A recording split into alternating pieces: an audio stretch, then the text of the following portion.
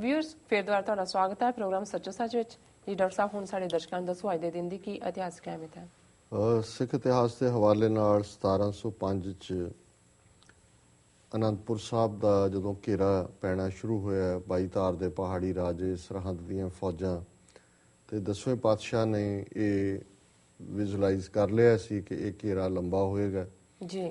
ਔਰ ਬੀਬੀਆਂ ਬੱਚੇ ਜਿਹੜਾ ਗ੍ਰਸਤੀ ਖਾਲਸਾ ਸੀ ਔਰ ਜਿਹੜੇ 52 ਕਵੀਆਂ ਦੀ ਅਸੀਂ ਗੱਲ ਕਰਦੇ ਹਾਂ ਜਿਹੜੇ ਕਿ ਸਾਰੇ ਅਨੰਦਪੁਰ ਸਾਹਿਬ 'ਚ ਆ ਗਏ ਸਨ ਪਾਉਂਟਾ ਸਾਹਿਬ ਤੋਂ ਬਾਅਦ ਜੀ, ਉਹਨਾਂ ਸਾਰਿਆਂ ਨੂੰ ਗੁਰੂ ਸਾਹਿਬ ਨੇ ਸਿਰੋਪਾਓ ਦੇ ਕੇ ਕਵੀਆਂ ਨੂੰ, ਵਿਦਵਾਨਾਂ ਨੂੰ ਵੀ ਉਹਨਾਂ ਨੂੰ ਵਿਦਾ ਕੀਤਾ। ਔਰ ਫਿਰ ਜਿਹੜੇ ਗ੍ਰਸਤੀ ਪਰਿਵਾਰ ਸਨ ਉਹ ਵੀ ਬੀਬੀਆਂ ਬੱਚੇ, ਗੁਰੂ ਸਾਹਿਬ ਨੇ ਕਿਹਾ ਵੀ ਇਹ ਘੇਰਾ ਲੰਬਾ ਹੋਏਗਾ, ਨੁਕਸਾਨ ਹੋਏਗਾ ਜੀ। ਸੋ ਉਹਨਾਂ ਨੂੰ ਸਨਮਾਨ ਦੇ ਨਾਲ ਜਿਹੜਾ ਉਹਨਾਂ ਨੇ ਆਪੋ ਆਪਣੇ ਘਰੀ ਤੋਰ ਦਿੱਤਾ।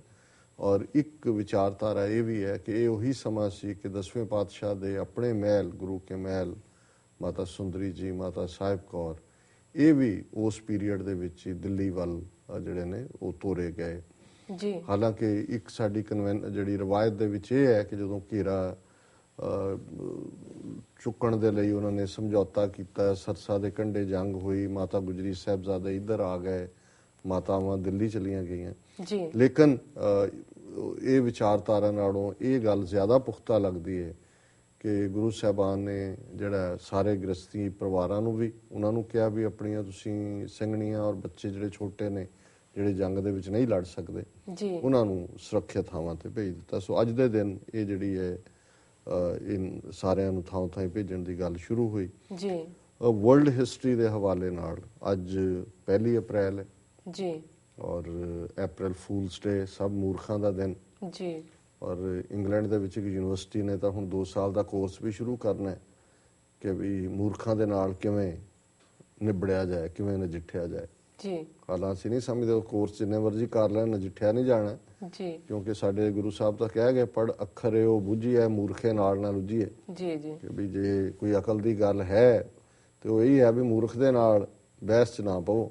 ਨਾਲ ਫਿਰ ਇੱਕ ਹੋਰ ਵੀ ਨਾਲ ਕਿਹਾ ਕਿ ਵੀ ਪੜਿਆ ਮੂਰਖ ਆਖੀਏ ਪਾਣਾ ਲੈ ਸਜਾਏ, ਜੇ ਪੜਿਆ ਲਿਖਿਆ ਮੂਰਖ ਬਣੇ ਪਾਣਾ ਜੁੱਤੀ ਨੂੰ ਕਹਿੰਦੇ ਨੇ, ਫਿਰ ਉਹ ਜੁੱਤੀ ਜਿਹੜੀ ਆ ਉਹਨੂੰ ਸੁਧਾਰਦੀ ਹੈ ਜੀ ਜੀ। ਪਰ ਇਹ ਅੱਜ ਪਤਾ ਨਹੀਂ ਕਿੰਨੀਆਂ ਥਾਵਾਂ ਤੇ ਜੋਕ ਚੱਲ ਰਹੇ ਨੇ, ਕਿੰਨੀਆਂ ਅਖਬਾਰਾਂ, ਟੀਵੀ, ਗੂਗਲ ਮਿਲੀਅਨਸ ਵਿਜ਼ਿਟ ਕਰ ਰਹੇ ਨੇ ਜੀ ਜੀ। ਪਰ ਜਿਹੜਾ ਇੱਕ ਬੜਾ ਦਿਲਚਸਪ ਫੂਲ ਡੇਜ਼ ਦੀ ਘਟਨਾ 1698 ਨਾਲ ਜੁੜੀ ਹੋਈ ਹੈ ਕਿ ਸਾਰੇ ਇੰਗਲੈਂਡ ਦੇ ਲੋਕ ਉੱਥੇ ਲੰਡਨ ਟਾਵਰ ਹੈ, ਲੰਡਨ ਦਾ ਕਿਲ੍ਹਾ ਜੀ, ਉੱਥੇ ਭੱਜੀ ਜਾਣ ਹਜ਼ਾਰਾਂ ਦੀ ਗਿਣਤੀ 'ਚ, ਕਿਉਂਕਿ ਕਿਸੇ ਨੇ ਇਹ ਗੱਲ ਛੱਡ ਦਿੱਤੀ ਸੀ ਕਿ ਅੱਜ ਇੱਥੇ ਸੈਂਕੜਿਆਂ ਸ਼ੇਰ ਜਿਹੜੇ ਨੇ ਉਹਨਾਂ ਨੂੰ ਇਸ਼ਨਾਨ ਕਰਵਾਇਆ ਜਾ ਰਿਹਾ। ਪਰ ਉੱਥੇ ਜਾ ਕੇ ਉਹਨਾਂ ਦੇਖਿਆ ਵੀ ਕੁਝ ਵੀ ਨਹੀਂ ਸੀ। ਸੋ ਸ਼ੇਰਾਂ ਨੂੰ ਨਹਾਉਂਦੇ ਦੇਖਣ ਲਈ ਸਾਰਾ ਲੰਡਨ ਤੁਰ ਪਿਆ। ਸੋ ਇਹ ਅੱਜ ਤੱਕ ਦੇ ਜਿੰਨੇ ਜੋਕ ਨੇ ਅਪ੍ਰੈਲ ਡੇ ਉਹਦਾ ਸਭ ਤੋਂ ਵੱਡਾ ਜੋਕ ਮੰਨਿਆ ਜਾਂਦਾ ਹੈ। ਸਾਰਾ ਲੰਡਨ ਜਿਹੜਾ ਉਹ ਲੰਡਨ ਟਾਵਰ 'ਚ ਇਕੱਠਾ ਹੋਇਆ ਵੀ ਸ਼ੇਰਾਂ ਨੂੰ ਨਹਾਉਂਦੇ ਦੇਖਣਾ, ਪਰ ਉਸ ਦੇ ਸ਼ੇਰ ਸ਼ੁਰੂ ਕੋਈ ਨਹੀਂ ਸੀ, ਗਿੱਦੜ ਵੀ ਨਹੀਂ ਸੀ। 1578 ਦੇ ਵਿੱਚ ਵਿਲੀਅਮ ਹਾਰਵੀ ਯੂਕੇ ਦਾ ਸੀ ਜਿਹਨੇ ਕਿ ਬਲੱਡ ਸਰਕੂਲੇਸ਼ਨ, ਖੂਨ ਕਿਵੇਂ ਸਰਕੂਲੇਟ ਕਰਦਾ ਇਸ ਥਿਊਰੀ ਨੂੰ ਦਿੱਤਾ। 1863 ਦੇ ਵਿੱਚ ਵਾਰ ਟਾਈਮ ਕੰਸਕ੍ਰਿਪਸ਼ਨ ਦਾ ਲਾਅ ਅਮਰੀਕਾ ਦੇ ਵਿੱਚ ਬਣਿਆ ਕਿ ਹਰ 18 ਸਾਲ ਤੋਂ ਉੱਪਰ ਦਾ ਜਿਹੜਾ ਬੰਦਾ ਉਹ ਜੰਗ ਦੇ ਵਿੱਚ ਉਹਨੂੰ ਭੇਜਿਆ ਜਾ ਸਕਦਾ। ਵਿਤਨਾਮ ਵਾਰ ਵੇਲੇ ਵੀ ਭੇਜੇ। 1881 ਦੇ ਵਿੱਚ ਯਹੂਦੀਆਂ ਦੇ ਖਿਲਾਫ ਬੜੀ ਜ਼ੋਰਦਾਰ ਰਾਈਟਿੰਗ ਦੰਗੇ ਹੋਏ ਯਰੂਸ਼ਲਮ ਦੇ ਵਿੱਚ। 1899 ਦੇ ਵਿੱਚ ਪਹਿਲੀ ਵਾਰ ਡਿਸ਼ ਵਾਸ਼ਿੰਗ ਮਸ਼ੀਨ ਜਿਹੜੀ ਹੈ ਉਹ ਸ਼ਿਕਾਗੋ ਦੇ ਵਿੱਚ ਆਈ, ਮਾਰਕੀਟ ਹੋਈ ਜੀ। ਸੋ ਸਾਡੀਆਂ ਬੀਬੀਆਂ ਵਿਚਾਰੀਆਂ ਬਾਬੇ ਦਾਦੇ ਦੇ ਜ਼ਮਾਨੇ ਤੋਂ ਤਾਂ ਸਵਾਹ ਨਾਲ ਹੀ ਮਲਦੀਆਂ ਰਹੀਆਂ, ਹੁਣ ਐਨ ਕਰਕੇ ਰਿੰਦ ਕਰਕੇ ਵਾਸ਼ਿੰਗ ਮਸ਼ੀਨ 'ਚ ਉਹਨੂੰ ਅਸੀਸਾਂ ਦਿਓ ਜਿਹਨੇ 1899 ਦੇ ਵਿੱਚ ਮਾਰਕੀਟ 'ਚ ਲਿਆਂਦੀ ਡਿਸ਼ ਵਾਸ਼ਰ ਮਸ਼ੀਨ ਜੀ। ਹੁਣ ਤਾਂ ਮਸ਼ੀਨਾਂ ਬੰਦੇ ਲੱਭਦੇ ਨੇ ਵੀ ਰੋਟੀ ਤੋੜਨੀ ਵੀ ਨਾ ਪਏ, ਆਪੇ ਹੀ ਮਸ਼ੀਨ ਤੋੜ ਕੇ ਮੂੰਹ 'ਚ ਪਾ ਦੇ ਜੀ। ਬਿਲਕੁਲ 1933 ਦੇ ਵਿੱਚ ਨਾਜ਼ੀਆਂ ਨੇ ਜਰਮਨ ਦੇ ਵਿੱਚ ਯਹੂਦੀਆਂ ਦੀਆਂ ਜਿਹੜੀਆਂ ਬਿਜ਼ਨਸ ਸੀ ਉਹਨਾਂ ਦਾ ਬਾਈਕਾਟ ਕਰਨ ਦੀ ਲਾਈਨ ਲਈ ਜੀ। 1936 ਦੇ ਵਿੱਚ ਉੜੀਸਾ ਪਹਿਲੀ ਵਾਰ ਇੱਕ ਅਲੱਗ ਸੂਬੇ ਦੇ ਤੌਰ ਤੇ ਬਣਿਆ। ਪਹਿਲਾਂ ਇਹਨੂੰ ਬੰਗਾਲ ਪ੍ਰੋਵਿੰਸ ਕਹਿੰਦੇ ਸੀ ਔਰ ਬੰਗਾਲ ਦੇ ਵਿੱਚ ਬਿਹਾਰ ਔਰ ਉੜੀਸਾ ਉਹਦਾ ਹੀ ਹਿੱਸਾ ਸੀ। ਸੋ 1936 ਦੇ ਵਿੱਚ ਉੜੀਸਾ ਅਲੱਗ ਐਂਟੀਟੀ ਬਣੇ ਜੀ। 1941 ਦੇ ਵਿੱਚ ਨਾਜ਼ੀਆਂ ਨੇ ਇਹ ਪਾਬੰਦੀ ਲਾ ਦਿੱਤੀ ਜਰਮਨ 'ਚ ਕਿ ਕੋਈ ਯਹੂਦੀ ਕੈਫੇ 'ਚ ਨਹੀਂ ਜਾ ਸਕਦਾ ਚਾਹ ਕਾਫੀ ਦੇ ਲਈ, ਉਹਨਾਂ ਦੀ ਐਂਟਰੀ ਬੰਦ ਕਰਤੀ ਜੀ। ਦੁਨੀਆ ਕਿਵੇਂ ਬਣੀ ਇਹਦੇ ਲਈ ਬਹੁਤ ਸਾਰੀਆਂ ਥਿਊਰੀਜ਼ ਨੇ, ਬਹੁਤ ਸਾਰੇ ਸਿਧਾਂਤ ਨੇ, ਹਾਈਪੋਥੇਸਿਸ ਨੇ। 1948 ਦੇ ਵਿੱਚ 3 ਸਾਇੰਸਦਾਨਾਂ ਨੇ ਇੱਕ ਸਿਧਾਂਤ ਦਿੱਤਾ ਜਿਹਨੂੰ ਕਹਿੰਦੇ ਬਿਗ ਬੈਂਗ ਥਿਊਰੀ ਜੀ ਕਿ ਵੀ ਬਹੁਤ ਵੱਡਾ ਧਮਾਕਾ ਹੋਇਆ ਔਰ ਇਹ ਬਿਗ ਬੈਂਗ ਦੇ ਨਾਲ ਦੁਨੀਆ ਕ੍ਰੀਏਟ ਹੋਈ। ਜੀ 1966 ਦੇ ਵਿੱਚ ਮਾਓ ਸੇ-ਤੁੰਗ ਔਰ ਚਾਈਨਾ ਲਾਈ ਨੇ ਚਾਈਨਾ ਦੇ ਵਿੱਚ ਬੜਾ ਵਡਾਂਗਾ ਸ਼ੁਰੂ ਕੀਤਾ ਜਿਹਨੂੰ ਕਲਚਰਲ ਰੈਵੋਲੂਸ਼ਨ ਦਾ ਨਾਮ ਦਿੱਤਾ ਗਿਆ ਔਰ ਇਹਦੇ ਵਿੱਚ ਹਜ਼ਾਰਾਂ ਨਹੀਂ ਸ਼ਾਇਦ ਲੱਖਾਂ ਚੀਨੀ ਮਾਰੇ ਗਏ। ਜੀ 1970 ਦੇ ਵਿੱਚ ਪ੍ਰੈਜ਼ੀਡੈਂਟ ਨਿਕਸਨ ਨੇ ਉਸ ਬਿੱਲ ਦੇ ਉੱਤੇ ਸਾਈਨ ਕੀਤੇ ਜਿਹਦੇ ਥੱਲੇ ਜਿਹੜੀ ਸਿਗਰਟਾਂ ਦੀ ਜਾਂ ਤੰਬਾਕੂ ਦੀ ਇਸ਼ਤਿਹਾਰਬਾਜ਼ੀ ਸੀ ਉਸ ਦੇ ਉੱਤੇ ਕਾਫੀ ਪਾਬੰਦੀਆਂ ਲਾਈਆਂ ਗਈਆਂ। ਜੀ 1971 ਦੇ ਵਿੱਚ ਯੂਕੇ ਨੇ ਜਿਹੜੀ ਸੋਨੇ ਦੇ ਉੱਤੇ ਲੱਗੀ ਪਾਬੰਦੀ ਸੀ 골ਡ ਓਨਰਸ਼ਿਪ ਉਹਨੂੰ ਖਤਮ ਕੀਤਾ। 1976 ਦੇ ਵਿੱਚ ਦੋ ਸਟੀਫਨ ਵੋਜ਼ਨੀਅਕ ਤੇ ਸਟੀਵਨ ਜੌਬਸ ਨੇ ਐਪਲ ਕੰਪਿਊਟਰ ਅੱਜ ਆਈਪੈਡ ਔਰ ਕੀ ਕੁਝ ਬਣ ਗਏ ਐਪਲ ਦਾ ਜੀ ਆਈਫੋਨ ਕਿ ਮਲਟੀ ਬਿਲੀਅਨ ਡਾਲਰ ਦੀ ਉਹਨਾਂ ਦਾ ਹੁੰਦਾ ਬਟ ਇਹਨਾਂ ਨੇ ਦੋਵਾਂ ਨੇ 1976 ਦੇ ਵਿੱਚ ਐਪਲ ਕੰਪਿਊਟਰ ਸ਼ੁਰੂ ਕੀਤਾ। 1979 ਦੇ ਵਿੱਚ ਆਇਤੁੱਲਾ ਖਮੀਨੀ ਦਾ ਪੂਰਾ ਕੰਟਰੋਲ ਈਰਾਨ ਦੇ ਉੱਤੇ ਹੋ ਗਿਆ ਸੀ, ਸ਼ਾਹ ਨੂੰ ਦੌੜਾਤਾ ਔਰ ਈਰਾਨ ਨੂੰ ਉਹਨਾਂ ਨੇ ਮੁਸਲਿਮ ਰਿਪਬਲਿਕ ਡਿਕਲੇਅਰ ਕੀਤਾ। ਜੀ 1991 ਦੇ ਵਿੱਚ ਅਮਰੀਕਾ ਦੇ ਵਿੱਚ ਜਿਹੜਾ ਮਿਨੀਮਮ ਵੇਜ ਵਰਕਰ ਦਾ $3.80 ਸੀ ਉਹਨੂੰ ਵਧਾ ਕੇ $4.25 ਕਰ ਦਿੱਤਾ। ਸੋ ਇਹ 1991 ਦੇ ਵਿੱਚ ਵੇਜ ਵਧੇ, ਹੁਣ ਤਾਂ ਸ਼ਾਇਦ ਕਾਫੀ $7-8 ਹੈ ਜੀ ਜੀ ਮਿਨੀਮਮ ਵੇਜ। ਸੋ ਅਮਰੀਕਨ ਵਧਾਉਂਦੇ ਰਹਿੰਦੇ ਨੇ ਜਿਉਂ-ਜਿਉਂ ਦੇਖਦੇ ਨੇ ਵੀ ਮਹਿੰਗਾਈ ਹੋ ਗਈ ਤੇ ਵਧਾਉਂਦੇ ਆ ਔਰ ਇਹ ਖਿਆਲ ਰੱਖਦੇ ਨੇ ਵੀ ਮਿਨੀਮਮ ਵੇਜ ਇੰਨਾ ਜ਼ਰੂਰ ਹੋਏ ਕਿ ਹਰ ਬੰਦਾ ਜਿਹੜਾ ਹੈ ਉਹ ਫੂਡ ਆਪਣੇ ਟੇਬਲ ਤੇ ਰੱਖ ਸਕੇ, ਉਹ ਜੀ ਸਕੇ। ਜੀ ਜੀ ਡਾਕਟਰ ਸਾਹਿਬ ਤੁਹਾਡਾ ਬਹੁਤ ਬਹੁਤ ਧੰਨਵਾਦ। ਸਾਡਾ ਅੱਜ ਦਾ ਪਹਿਲਾ ਸਵਾਲ ਹੈ, ਪੰਜਾਬ ਦੇ deputy chief minister Sukhbir Badal ਨੇ ਕਿਹਾ ਹੈ ਕਿ ਅਰੁਣ ਜੇਤਲੀ ਦੇ ਵਿੱਤ ਮੰਤਰੀ ਬਣਨ ਤੇ ਨੋਟਾਂ ਦੇ ਟਰੱਕ ਲਿਆਵਾਂਗੇ। ਮੈਂ ਤਾਂ ਜ਼ਰੂਰ ਜਾਵਾਂਗੀ।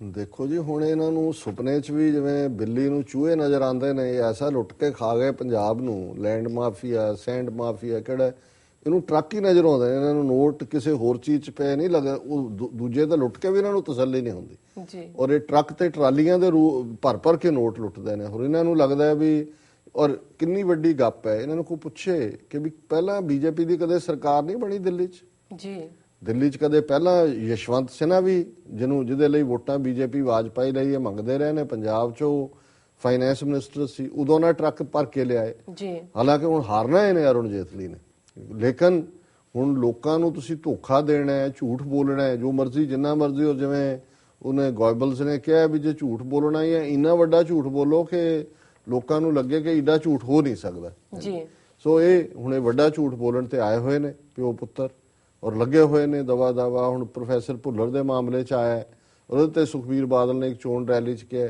ਕਿ ਜੀ ਇਹ ਜਿਹੜਾ ਹੁਣ ਭੁੱਲਰ ਦੇ ਮਾਮਲੇ 'ਚ ਫੈਸਲਾ ਆਇਆ ਇਹ ਕਾਂਗਰਸ ਦੀ ਸਾਜ਼ਿਸ਼ ਹੈ ਕਿ ਉਹਨਾਂ ਨੇ ਚੋਣਾਂ ਦੇ ਨੇੜੇ ਕੀਤਾ। ਫਿਰ ਨਾਲ ਹੀ ਵੱਡਾ ਬਾਦਲ ਕਹਿ ਰਿਹਾ ਉਸੇ ਦਿਨ ਹੀ ਇੱਕ ਹੋਰ ਗੈਦਰਿੰਗ ਦੇ ਵਿੱਚ ਖਲੋ ਕੇ ਕਿ ਜੀ ਇਹਦਾ ਕ੍ਰੈਡਿਟ ਕਿਸੇ ਨੂੰ ਨਹੀਂ ਜਾਂਦਾ, ਕੋਈ ਪਾਰਟੀ ਨਾ ਲੈ ਕ੍ਰੈਡਿਟ, ਇਹ ਤਾਂ ਟੈਕਨੀਕਲ ਗਰਾਊਂਡ ਦੇ ਉੱਤੇ ਸੁਪਰੀਮ ਕੋਰਟ ਨੇ ਫੈਸਲਾ ਦਿੱਤਾ। ਜੀ ਹੁਣ ਤੁਸੀਂ ਇਹ ਦੇਖੋ ਵੀ ਇਹਨਾਂ ਦੀ ਆਪਣੀ ਕਰਤੂਤ ਕੀ ਹੈ ਪਿਓ ਪੁੱਤਰ ਦੀ, ਵੀ ਕਿਵੇਂ ਇਹਨਾਂ ਨੇ ਤਾਂ ਭੁੱਲਰ ਨੂੰ ਅੰਮ੍ਰਿਤਸਰ ਦੀ ਜੇਲ੍ਹ 'ਚ ਨਹੀਂ ਤਬਦੀਲ ਕਰਨ ਦੀ ਆਗਿਆ ਦਿੱਤੀ ਕਿ ਜੀ ਜੇ ਆਏਗਾ ਤਾਂ ਲਾ ਐਂਡ ਆਰਡਰ ਪ੍ਰੋਬਲਮ ਹੋਏਗੀ। ਜਿਹਨੇ ਉਹਦੇ ਭੁੱਲਰ ਦੇ ਪਿਓ ਮਾਸੜ ਉਹਦੇ ਜਿਗਰੀ ਦੋਸਤ ਨੂੰ ਮਾਰਿਆ ਉਹਨੂੰ ਸਮੇਧ ਸੈਣੀ ਨੂੰ ਡਾਇਰੈਕਟਰ ਜਨਰਲ ਪੁਲਿਸ ਇਹਨਾਂ ਨੇ ਲਾਇਆ ਹੋਇਆ, ਅੱਜ ਵੀ ਲਾਇਆ ਹੋਇਆ।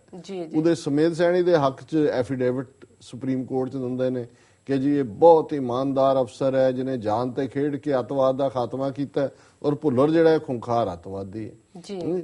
ਹੁਣ ਇਹ ਕਿਹੜੇ ਟਰੱਕ ਜਿਹੜਾ ਅਰੁਣ ਜੇਤਲੀ ਲਿਆ ਕੇ ਦੇਗਾ ਔਰ ਮੈਨੂੰ ਲੱਗਦਾ ਵੀ ਇਹਨਾਂ ਨੂੰ ਅਲਟੀਮੇਟਲੀ ਜੇ ਪੰਥ ਦੀ ਗੱਲ ਰਹੀ ਤਾਂ ਇਹਨਾਂ ਨੂੰ ਸਾੜਨ ਜਾਂ ਦਫਨਾਉਣ ਦੀ ਥਾਂ ਇਹਨਾਂ ਨੂੰ ਜਿੱਥੇ ਵੀ ਪਾਇਆ ਜਾਏਗਾ ਇਹਨਾਂ ਦੇ ਉੱਤੇ 2 ਟਰੱਕ ਭਾਵੇਂ ਜਾਲੀ ਕਰੰਸੀ ਦੇ ਹੀ ਜਿਹੜੇ ਨੇ ਉਹ ਸੁੱਟ ਦੇਣੇ ਪੈਣੇ ਨੇ ਤਾਂ ਕਿ ਅੱਗੇ ਵੀ ਜਾ ਕੇ ਭਾਵੇਂ ਜਾਲੀ ਨੋਟ ਹੀ ਹੋਣ ਇਹਨਾਂ ਨੂੰ ਲੱਗੇ ਵੀ ਅਸੀਂ ਨੋਟਾਂ ਦੇ ਵਿੱਚ ਹੀ ਜੀ ਰਹੇ ਹਾਂ। ਇਹ ਕੋਈ ਪੰਜਾਬ ਦੇ ਨਾਂ ਥੱਲੇ ਨੂੰ, ਪੰਜਾਬ ਦਾ ਤੁਸੀਂ ਨੋਟ ਲੁੱਟ ਕੇ ਖਾ ਗਏ, ਸਾਰੇ ਰਿਸੋਰਸ ਖਾ ਗਏ। ਉਹ ਜੋ ਲਿਆਓਗੇ ਉਹ ਤੁਹਾਡੇ ਆਪਣੇ ਬਾਦਲ ਫਾਰਮ ਦੇ ਵਿੱਚ ਆਏਗਾ, ਉੱਥੇ ਜ਼ਮੀਨ ਪੁੱਟ ਕੇ ਜ਼ਰੂਰ ਜਿਹੜਾ ਜੇਤਲੀ ਤੁਹਾਨੂੰ ਟਰੱਕ ਭੇਜੇਗਾ ਨੋਟਾਂ ਦੇ, ਉਹ ਆਪਣੇ ਬਾਦਲ ਫਾਰਮ ਹਾਊਸ ਦੇ ਵਿੱਚ ਦੱਬ ਕੇ ਜ਼ਰੂਰ ਧਰਤੀ 'ਚ ਰੱਖ ਲੈਣਾ ਕਿਉਂਕਿ ਤੁਹਾਨੂੰ ਵੀ ਉਹਦੇ ਨਾਲ ਹੀ ਦਫਨਾਣਾ ਫਿਰ। ਜੀ ਬਿਲਕੁਲ ਡਾਕਟਰ ਸਾਹਿਬ, ਹੁਣ 3 ਮਿੰਟ ਰਹਿ ਗਏ ਨੇ ਸਾਡੇ ਕੋਲ ਤੇ ਅੱਜ ਦਾ ਵਿਚਾਰ ਸਾਡੇ ਦਰਸ਼ਕਾਂ ਨੂੰ ਦੱਸੋ। ਅੱਜ ਦੇ ਵਿਚਾਰ ਲਈ ਅਸੀਂ ਗੁਰੂ ਅਮਰਦਾਸ ਜੀ ਦੇ 2 ਸ਼ਲੋਕ ਵਾਰਾਂ ਤੇ ਵਧੀਕ ਜਿਹੜੇ ਨੇ ਉਹ ਚੁਣੇ ਨੇ। ਸ਼ਲੋਕ ਨੰਬਰ 44-45 ਇਹਦੇ 'ਚ ਬੁਢਾਪਾ ਕਿਵੇਂ ਇਸ ਦੇ ਬਾਵਜੂਦ ਕਿ ਬੁਢਾਪੇ ਦੇ ਆਣ ਦੇ ਉੱਤੇ ਉਸ ਦੇ ਚਿੰਨ੍ਹ ਮਿਟਾਉਣ ਦੀ ਕੋਸ਼ਿਸ਼ ਕੀਤੀ ਜਾਂਦੀ ਹੈ, ਕਿਵੇਂ ਕੂਚੀ ਫੇਰੀ ਜਾਂਦੀ ਹੈ। ਤੇ ਕਿਵੇਂ ਜਿਹੜੇ ਨੇ ਲੋਕ ਸਮਝਦੇ ਨੇ ਵੀ ਸ਼ਾਇਦ ਉਸ ਦੇ ਨਾਲ ਉਹ ਜਵਾਨ ਹੋ ਗਏ ਨੇ ਜੀ। ਪਰ ਗੁਰੂ ਸਾਹਿਬ ਨੇ ਇਹਨਾਂ ਦੋਨਾਂ ਸ਼ਲੋਕਾਂ 'ਚ ਪਹਿਲੇ ਸ਼ਲੋਕ 'ਚ ਬੁਢਾਪੇ ਨੂੰ ਸਲਾਹਿਆ ਜਿੱਥੇ ਰੱਬ ਦੀ ਯਾਦ ਹੈ ਜੀ। ਔਰ ਦੂਸਰੇ ਸ਼ਲੋਕ 'ਚ ਉਹ ਮਨਮੁਖ ਜਿਹੜੇ ਬੇਸ਼ੱਕ ਜਵਾਨ ਨੇ ਜਾਂ ਬਾਲਕ ਨੇ ਪਰ ਰੱਬ ਤੋਂ ਟੁੱਟੇ ਹੋਏ ਨੇ ਉਹਨਾਂ ਨੂੰ ਨਕਾਰਿਆ ਕਿ ਉਹਨਾਂ ਦਾ ਜੀਵਨ ਵਿਅਰਥ ਹੈ। ਸੋ ਗੁਰੂ ਸਾਹਿਬ ਫਰਮਾਉਂਦੇ ਨੇ ਗੁਰਮੁਖ ਬੁੱਢੇ ਕਦੇ ਨਾਹੀਂ ਜਿਨ੍ਹਾਂ ਅੰਤਰ ਸੁਰਤ ਗਿਆਨ ਸਦਾ ਸਦਾ ਹਰ ਗੁਣ ਰਵੈ ਅੰਤਰ ਸਹਿਜ ਧਿਆਨ ਕਿ ਗੁਰਮੁਖ ਰੱਬ ਵੱਲ ਨਾਲ ਜੁੜੇ ਹੋਏ ਕਦੇ ਬੁੱਢੇ ਨਹੀਂ ਹੁੰਦੇ ਜੀ ਕਿਉਂਕਿ ਉਹਨਾਂ ਦੇ ਅੰਦਰ ਸੁਰਤ ਗਿਆਨ ਇੰਟੂਟਿਵ ਅੰਡਰਸਟੈਂਡਿੰਗ ਹੈ ਔਰ ਗਿਆਨ ਵਿਜ਼ਡਮ ਹੈ। ਉਹ ਅੰਦਰੋਂ ਸੁਰਤ ਰਾਹੀਂ ਨਿਰੰਕਾਰ ਨਾਲ ਜੁੜੇ ਹੋਏ ਨੇ ਇਸ ਲਈ ਕਦੇ ਉਹ ਬੁੱਢੇ ਨਹੀਂ ਹੁੰਦੇ ਕਿਉਂਕਿ ਸਾਹਿਬ ਮੇਰਾ ਨੀਤ ਨਵਾਂ ਸਦਾ ਸਦਾ ਦਾਤਾਰ ਨਿਰੰਕਾਰ ਜਿਹਨੂੰ ਉਹ ਯਾਦ ਕਰਦੇ ਨੇ ਉਹ ਹਮੇਸ਼ਾ ਹੀ ਉਹਨਾਂ ਦੀ ਸੁਰਤ ਨੂੰ ਚੜ੍ਹਦੀ ਕਲਾ 'ਚ ਰੱਖਦੇ ਸਦਾ ਸਦਾ ਹਰ ਗੁਣ ਰਵੇਂ ਉਹ ਹਮੇਸ਼ਾ ਉਸ ਰੱਬ ਦੇ ਗੁਣਾਂ ਦੇ ਵਿੱਚ ਹੀ ਜੁੜੇ ਰਹਿੰਦੇ ਨੇ। ਅੰਤਰ ਸਹਿਜ ਧਿਆਨ ਉਹਨਾਂ ਦੇ ਅੰਦਰ ਹਮੇਸ਼ਾ ਨਿਰੰਕਾਰ ਦੀ ਬੰਦਗੀ ਨਿਰੰਕਾਰ ਦਾ ਨਾਮ ਨਿਰੰਕਾਰ ਦਾ ਪਿਆਰ ਭਰਿਆ ਹੁੰਦਾ ਉਹ ਇਹ ਸਦਾ ਸਦਾ ਆਨੰਦ ਵਿਵੇਕ ਰਹੇ ਉਹ ਹਮੇਸ਼ਾ ਆਨੰਦ ਦੇ ਵਿੱਚ ਵਿਵੇਕ ਗਿਆਨਵਾਨ ਹੋ ਕੇ ਰਹਿੰਦੇ ਨੇ। ਦੁੱਖ ਸੁੱਖ ਏਕ ਸਮਾਨ ਉਹ ਦੁੱਖ ਤੇ ਸੁੱਖ ਦੋਨਾਂ ਨੂੰ ਬਰਾਬਰ ਸਮਝਦੇ ਨੇ। ਤਿਨਾਂ ਨਦਰੀ ਇੱਕੋ ਆਇਆ ਸਭ ਆਤਮ ਰਾਮ ਪਛਾਣ ਉਹਨਾਂ ਦੀ ਨਿਗਾਹ 'ਚ ਜਿੱਧਰ ਉਹ ਦੇਖਦੇ ਨੇ ਹਰ ਇੱਕ ਦੇ ਵਿੱਚ ਉਹਨਾਂ ਨੂੰ ਨਿਰੰਕਾਰ ਨਜ਼ਰ ਆਉਂਦਾ ਤੇ ਦੂਸਰੇ ਸ਼ਲੋਕ ਦੇ ਵਿੱਚ ਫਿਰ ਦੂਸਰੀ ਕੈਟਾਗਰੀ ਦੇ ਲੋਕਾਂ ਨੂੰ ਬਿਆਨਿਆ ਮਨਮੁਖ ਬਾਲਕ ਬਿਰਧ ਸਮਾਨ ਹੈ ਜਿਨ੍ਹਾਂ ਅੰਤਰ ਹਰ ਸੁਰਤ ਨਹੀਂ ਜਿਹੜਾ ਮਨਮੁਖ ਹੈ ਉਹ ਭਾਵੇਂ ਬੱਚਾ ਹੈ ਭਾਵੇਂ ਜਵਾਨ ਹੈ ਭਾਵੇਂ ਬੁੱਢਾ ਹੈ ਉਹ ਨਿਕੰਮੇ ਕਿਉਂਕਿ ਉਹਨਾਂ ਦੇ ਅੰਦਰ ਰੱਬ ਦੀ ਯਾਦ ਦੀ ਸੁਰਤ ਨਹੀਂ ਹੈ ਰੱਬ ਨਾਲੋਂ ਜੁੜੇ ਹੋਏ ਨਹੀਂ ਹੈ ਵਿੱਚ ਹਉਮੈ ਕਰਮ ਕਮਾਵਦੇ ਸਭ ਧਰਮ ਰਾਏ ਕਹਿ ਜਾਹੀਂ ਕਿ ਉਹਨਾਂ ਦਾ ਇਹ ਸਾਰੇ ਕੰਮ ਜ਼ਿੰਦਗੀ ਦੇ ਹਉਮੈ ਦੇ ਵਿੱਚ ਹੁੰਦੇ ਨੇ ਤੇ ਅਲਟੀਮੇਟਲੀ ਧਰਮ ਰਾਜ ਮਰਨ ਤੋਂ ਬਾਅਦ ਉਹਨਾਂ ਨੂੰ ਹਿਸਾਬ ਦੇਣਾ ਪਏਗਾ ਆਪਣੀਆਂ ਮਾੜੀਆਂ ਕਰਤੂਤਾਂ ਦਾ ਆਪਣੇ ਮਾੜੇ ਕਰਮਾਂ ਦਾ। ਗੁਰਮੁਖ ਹੱਛੇ ਨਿਰਮਲੇ ਗੁਰ ਕੈ ਸ਼ਬਦ ਸਭਾਏ ਕਿ ਗੁਰਮੁਖ ਜਿਹੜੇ ਨੇ ਉਹ ਨਿਰਮਲ ਨੇ ਬਿਨਾਂ ਉਹਨਾਂ ਦੇ ਉੱਤੇ ਕੋਈ ਨਿਸ਼ਾਨ ਨਹੀਂ ਹੈ ਕੋਈ ਦਾਗ ਨਹੀਂ ਹੈ ਉਹ ਹਮੇਸ਼ਾ ਹੀ ਗੁਰੂ ਦੇ ਸ਼ਬਦ ਨਾਲ ਜੁੜ ਕੇ ਮਾਣ ਹਾਸਲ ਕਰਦੇ ਨੇ। ਉਹਨਾਂ ਮੈਲ ਪਤੰਗ ਨਾ ਲੱਗੇ ਜੇ ਚੱਲਣ ਸਤਿਗੁਰ ਪਾਏ ਜਿਹੜੇ ਸਤਿਗੁਰੂ ਦੇ ਹੁਕਮ ਦੇ ਵਿੱਚ ਚੱਲਦੇ ਨੇ ਮੈਲ ਪਤੰਗ ਪਤਲਾ ਛੋਟਾ ਹੁੰਦਾ ਮੈਲ ਪਤੰਗ ਹੈ ਉਹਨਾਂ ਨੂੰ ਰਾਈ ਜਿੰਨੀ ਵੀ ਮੈਲ ਨਹੀਂ ਲੱਗਦੀ ਜਿਹੜੇ ਕਿ ਸਤਿਗੁਰੂ ਦੇ ਹੁਕਮ ਦੇ ਵਿੱਚ ਚੱਲਦੇ ਨੇ। ਤੇ ਅਖੀਰ ਚ ਗੁਰੂ ਸਾਹਿਬ ਫਰਮਾਉਂਦੇ ਨੇ ਮਨਮੁਖ ਝੂਠ ਨਾ ਉਤਰੇ ਜੇ 100 ਧੋਵਣ ਪਾਏ ਕਿ ਜਿਹੜਾ ਮਨਮੁਖ ਹੈ ਉਹ ਇੰਨਾ ਗੰਦਗੀ ਦਾ ਭਰਿਆ ਹੋਇਆ ਕਿ ਜੇ 100 ਵਾਰ ਵੀ ਉਹ ਨਹਾਏ ਧੋਏ ਉਸ ਮੈਲ ਨੂੰ ਜਿਹੜੀ ਉਹਦੇ ਮਨ ਤੇ ਜੜੀ ਹੋਈ ਹੈ ਤੇ ਉਹ ਕਦੇ ਨਹੀਂ ਜਾਂਦੀ। ਨਾਨਕ ਗੁਰਮੁਖ ਮਿਲਿਆਨ ਗੁਰ ਕੈ ਅੰਕ ਸਮਾਏ ਗੁਰੂ ਨਾਨਕ ਸਾਹਿਬ ਤੀਜੇ ਨਾਨਕ ਫਰਮਾਉਂਦੇ ਨੇ ਨਾਨਕ ਗੁਰਮੁਖ ਮਿਲਿਆਨ ਕਿ ਜਿਹੜੇ ਰੱਬ ਦੇ ਬੰਦੇ ਨੇ ਗੁਰਮੁਖ ਨੇ ਉਹਨਾਂ ਨੂੰ ਨਿਰੰਕਾਰ ਆਪਣੇ ਨਾਲ ਮਿਲਾ ਲੈਂਦੇ ਗੁਰ ਕੈ ਅੰਕ ਸਮਾਏ ਉਹ ਗੁਰੂ ਦੀ ਗੋਦ ਵਿੱਚ ਜਾ ਬੈਠਦੇ ਨੇ। ਅੰਕ ਗੋਦੀ ਨੂੰ ਕਹਿੰਦੇ ਨੇ ਇਸ ਦਾ ਮਤਲਬ ਹੈ ਗੋਦ 'ਚ ਬੈਠਣ ਦਾ ਮਤਲਬ ਹੈ ਨਿਰੰਕਾਰ ਦੇ ਨਾਲ ਇਕਮਿਕ ਹੋਣਾ ਸਦਾ ਨਿਰੰਕਾਰ ਦੀ ਯਾਦ 'ਚ ਹੋਣਾ ਇਹ ਗੁਰਮੁਖ ਹੋਣਾ ਤੇ ਆਪਣੇ ਮਨ ਦੀ ਹਉਮੈ ਦੇ ਥੱਲੇ ਕਰਮ ਕਮਾਣੇ ਉਹ ਕਲੰਕ ਸਹਿਣਾ ਇਹ ਮਨਮੁਖ ਹੋਣਾ। ਸੋ ਅੱਜ ਦਾ ਵਿਚਾਰ ਸਾਨੂੰ ਗੁਰਮੁਖ ਬਣਨ ਦੀ ਪ੍ਰੇਰਨਾ ਦਿੰਦਾ ਕਿ ਗੁਰਮੁਖ ਬੁੱਢੇ ਕਦੇ ਨਹੀਂ ਜਿਹਨਾਂ ਅੰਤਰ ਸੁਰਤ ਗਿਆਨ ਸੋ ਸੁਰਤ ਦੇ ਵਿੱਚ ਗੁਰੂ ਨੂੰ ਲਿਆਈਏ ਨਾ ਕਿ ਕੂਚੀ ਦੇ ਨਾਲ ਜ਼ਿਆਦਾ ਮੋਹ ਕਰੀਏ ਨਹੀਂ ਤਾਂ ਕੂਚੀ ਫਿਰ ਗੋਡਿਆਂ ਦਾ ਵੀ ਫੇਰਨੀ ਪੈਣੀ ਹੈ ਉਹ ਗੋਡੇ ਵੀ ਬੁਢਾਪੇ 'ਚ ਦੁਖਣੇ ਨੇ ਇਕੱਲਾ ਸਿਰ ਸੁਰ ਰੰਗ ਕੇ ਗੱਲ ਬਣਦੀ ਨਹੀਂ ਹੈ ਜਾਂ ਮੂੰਹ ਦੇ ਉੱਤੇ ਦਾੜੀ ਕਾਲੀ ਕਰਕੇ ਵੀ ਗੱਲ ਨਹੀਂ ਬਣਦੀ। ਸੋ ਗੁਰਮੁਖ ਬੁੱਢੇ ਕਦੇ ਨਹੀਂ ਜਿਹਨਾਂ ਅੰਤਰ ਸੁਰਤ ਗਿਆਨ। ਜੀ ਬਿਲਕੁਲ ਡਾਕਟਰ ਸਾਹਿਬ ਤੁਹਾਡਾ ਬਹੁਤ ਬਹੁਤ ਸ਼ੁਕਰੀਆ ਤੁਸੀਂ ਅੱਜ ਦਾ ਵਿਚਾਰ ਸਾਡੇ ਦਰਸ਼ਕਾਂ ਨਾਲ ਸਾਂਝਾ ਕੀਤਾ ਹੈ। ਵੀਰਸ ਤੁਹਾਡਾ ਵੀ ਬਹੁਤ ਬਹੁਤ ਸ਼ੁਕਰੀਆ ਤੁਸੀਂ ਆਪਣੇ ਕੀਮਤੀ ਸਮੇਂ ਵਿੱਚੋਂ ਸਮਾਂ ਕੱਢ ਕੇ ਸਾਨੂੰ ਆਪਣੇ ਰਾਏ ਤੇ ਸੁਝਾਅ ਭੇਜਣੇ ਤੇ ਇਸ ਤਰ੍ਹਾਂ ਭੇਜਦੇ ਰਹਿਣਾ ਸਾਡੇ ਇਸ ਪਤੇ ਤੇ sos@tv84.tv ਤੇ ਅਸੀਂ ਆਪਣਾ ਪ੍ਰੋਗਰਾਮ ਲੈ ਕੇ ਫਿਰ ਤੁਹਾਡੇ ਰੂਬਰੂ ਹੋਵਾਂਗੇ। ਤਦ ਤੱਕ ਲਈ ਮੈਨੂੰ ਤੇ ਆਪਣੇ ਡਾਕਟਰ ਸਾਹਿਬ ਨੂੰ ਆਗਿਆ ਦਿਓ। ਵਾਹਿਗੁਰੂ ਜੀ ਕਾ ਖਾਲਸਾ ਵਾਹਿਗੁਰੂ ਜੀ ਕੀ ਫਤਿਹ।